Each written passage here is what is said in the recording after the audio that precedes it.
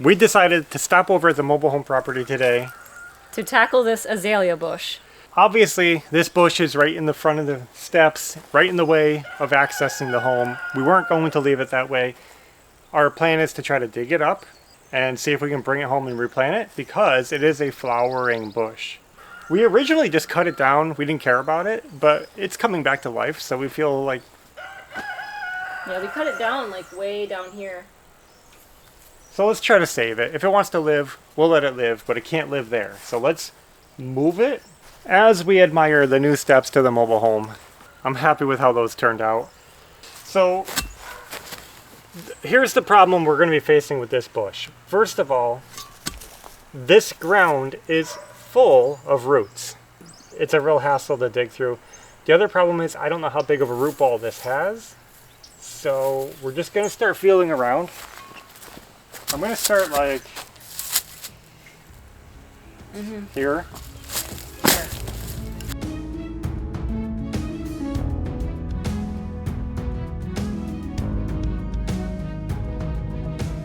We're using our old root slayer shovel.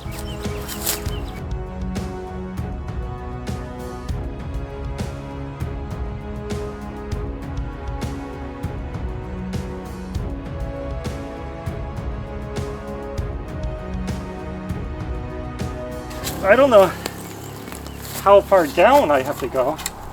That's going to be the problem, is getting it in under. And that's heavy too.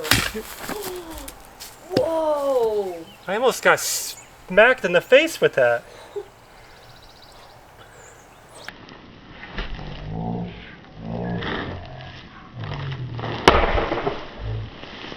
Did you guys just see what happened? My handle broke right off. Yep. It's had a crack in it. I didn't know it was going to do that. I thought the metal went around it like that. Yeah? It was one piece. But apparently not. I just jolted my back when I fell. You know, like, annoying. Yep. Guys, do you see this? I felt like, I don't know, you'll have to tell me, was I close to it? Because I felt like I could just see this coming toward me. Like, I'm just going, ugh! Look at this chunk. This is solid metal, like, here. This chunk flew like 10, 15 feet away. We're off to a little bit of a rough start, but... Wow. You're going to keep using that? Yeah. Maybe you could use the little one.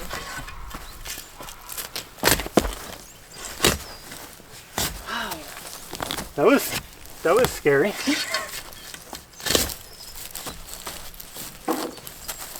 Look at this.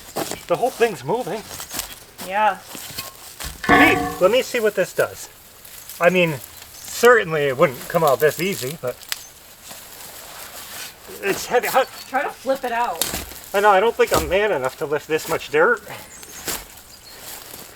What if I try pulling and you do that at the same time? Yeah.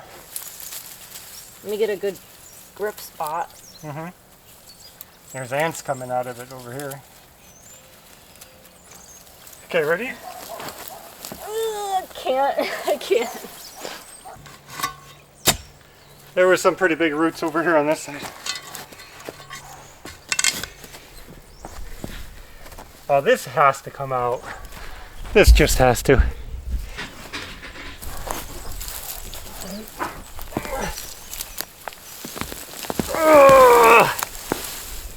Whoa.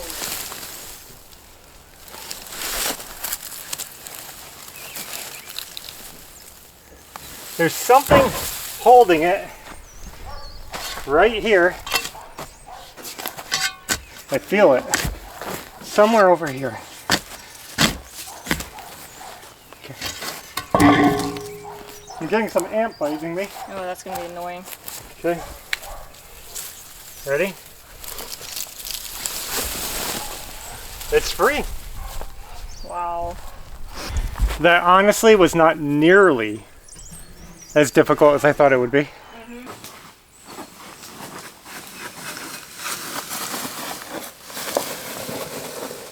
How are we going to get it out? That's the question.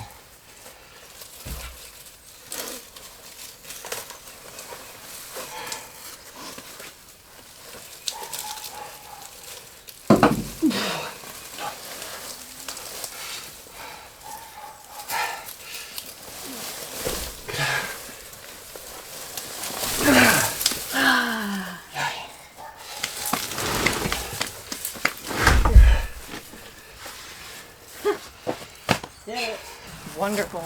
Ew, they're on me biting. You're all over that wood you're holding. That's why. They were all over it just now. Great. Look at it, they're still biting me. Those are gonna itch for weeks now. This is much better. Instead of a bush at the bottom of the steps, we now have a dangerous pit to trip in so that you can fall. Yeah. Good. And when you fall in the pit, you get attacked by ants. Mm-hmm. Fire ants. Now when I built these steps, I used a technique I called stacked stairs or stacked steps, which is I built these layer by layer, you can watch the video, out of 2x6 lumber, and we just stacked them instead of building with traditional stringers. Now some people complained that it was a waste of money, and I've actually heard this in the past from other people who have built similar steps. People always come on who are inexperienced and say, that's a waste of money, that's a waste of wood. But let me tell you, it's not really a waste of either, because if you do the math, you do the calculations, let's be scientific. First, it's only fair that we compare similar things to each other. So we intentionally wanted a sealed in staircase. We didn't want it open. I feel like I see a lot of homes, especially mobile homes, with simple open deck stairs like this, and I think they look unfinished and not that good. I wanted it fully enclosed. Now, if you're gonna fully enclose a stair, well, you're gonna have to spend money on wood anyway. The wood has to be here. But let's put that aside for just a moment because I want to show you guys some interesting math.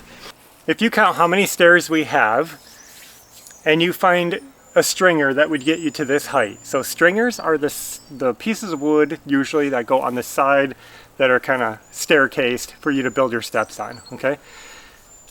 If you buy those, you're going to spend about $20 a piece for this height, okay? So let's say 20 a piece. And we need 4 of them for this width. So you have $80 in stringers. And even if I wanted to make my own and I go buy some 2x12 lumber, they're still going to cost around $20 a piece. Okay, so let's just estimate that a fair price for stringers is 20, 40, 60, 80. We don't calculate any of the cost of the decking because no matter what stairs you use, you're going to have this, you're going to have the top. And we don't calculate these front pieces because I want closed-in stairs. I don't want holes, so I would need risers anyway. These are the risers. So treads, risers, and deck, regardless of how you build it, you're going to buy those. So this top layer, we don't have to compare because like I said, you need the deck no matter what, and you need something to hold it. So that's either way. So we're just talking about from here down. If you compare the $80 you spent on stringers to how much it costs to do it this method, let's break it down so that each of these boards is about $8 a piece. So $80 of stringers equals about 10 2x6s because they're $8 a piece. 10 times 8 is 80. So you could buy 10 of these for the cost of 4 stringers. Let's look at just the 2x6s for a second. 1, 2, 3, 4. So then on the other side, 5, 6, 7, 8. So there's 8 of these. You still have 2 more boards worth left over out of that $80, which you can use for the back to tie them together because these are a full frame. So from here up costs exactly the same as building with stringers. Even though it looks like a lot more wood, it equals the exact same cost. The only extra cost is this little 2x4 layer I put on the bottom, which is minimal. It's like 20 bucks, right? It's just 2x4s are pretty cheap. And like I said, if I wanted this closed in, I still have to buy wood to put on the outside. And you will probably spend more than $20 just buying enough wood to close up this outside, if you did stringer method. So I don't know if any of this is making sense, but what I'm trying to get to is the cost of buying stringers is equal to this. It's exactly equal.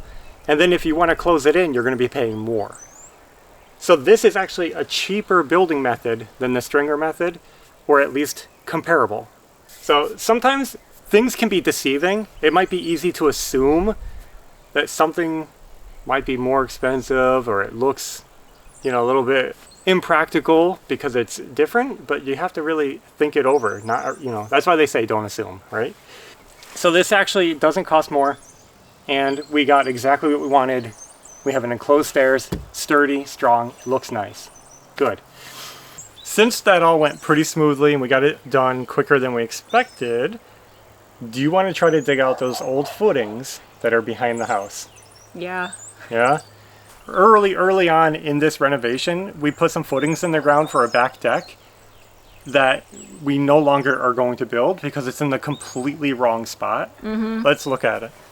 I'll try to show you this with the sun in my eyes. Right back here, right here, there used to be a back door. We were going to build a deck out the back door, but we decided to just get rid of that back door because we have another one here. We didn't want 2 doors on the back. That's a bedroom, doesn't need a door. So we got rid of this one, but not before putting our footings in for the deck. So there's some footings here that we want to get rid of.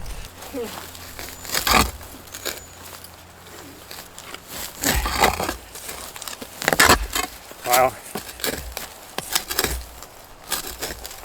This is deeper than I remember. Wow. This is going to be heavy. How do we get this out? I don't know. Do we have something rigid that we can put through here to lift?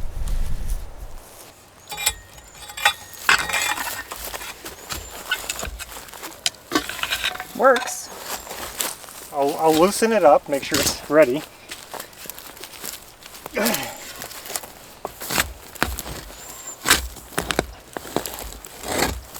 Okay.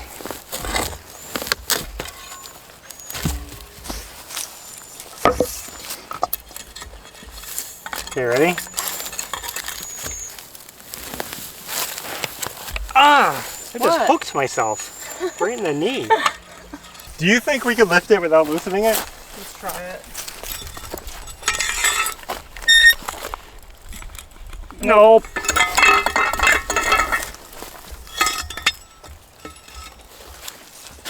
That was really sharp.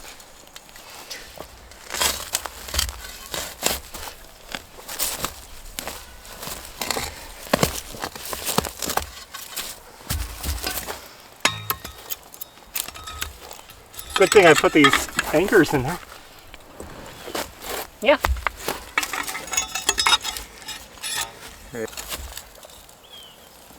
Yoy! For the weight to hold more of it.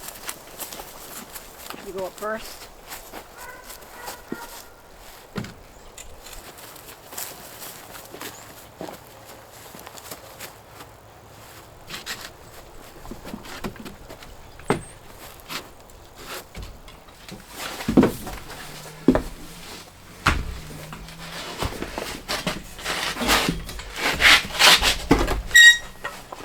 It's on my foot.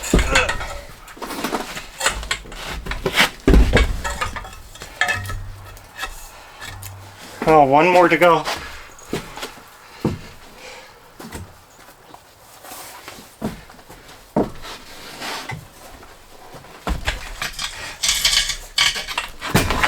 Ugh. Those were pretty heavy. I don't know what we're going to do with them, but we're going to bring them home, get them out of the yard. It'll look better. So let's bring that bush home, get it planted, throw these off somewhere, and we'll call it a day. So as you can see, we're back at home. We've looked around and Evie picked out the perfect spot for the azalea bush. Close Am I enough. saying that? Close enough. You can see we're in the front yard. Here's the blueberry bushes and the orchard stuff. Well, right here under that bucket is where she wants it. So we're gonna dig a little baby hole. I'm just gonna loosen up the soil here, and then we will get our bush planted.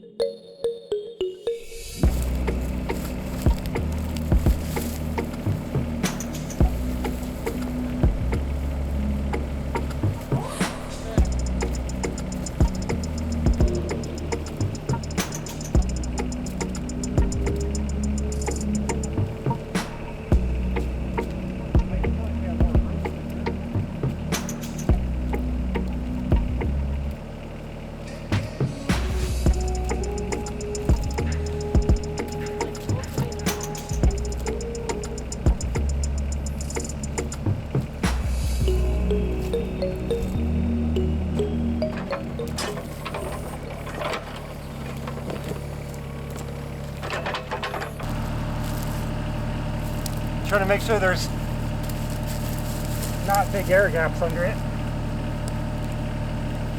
The best I can. Yep.